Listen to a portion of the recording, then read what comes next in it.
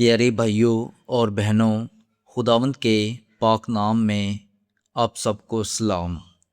آج ہم یسوع مسیح کی اس تعلیم کو روحانی نظر سے سمجھنے کی کوشش کریں گے جس میں فرمایا گیا کہ تم زمین کے نمک ہو۔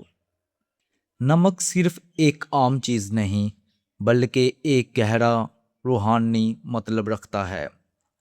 روحانیت میں نمک پاکیزگی، وفاداری اور تصدیق کی علامت ہے۔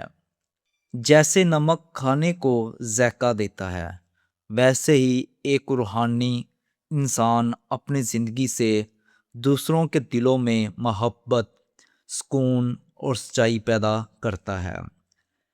نمک خراب ہونے سے بھی بچاتا ہے۔ اسی طرح جو شخص خدا کے قریب ہوتا ہے وہ گناہ اور برائی سے خود کو اور دوسروں کو بچانے کا سبب بنتا ہے۔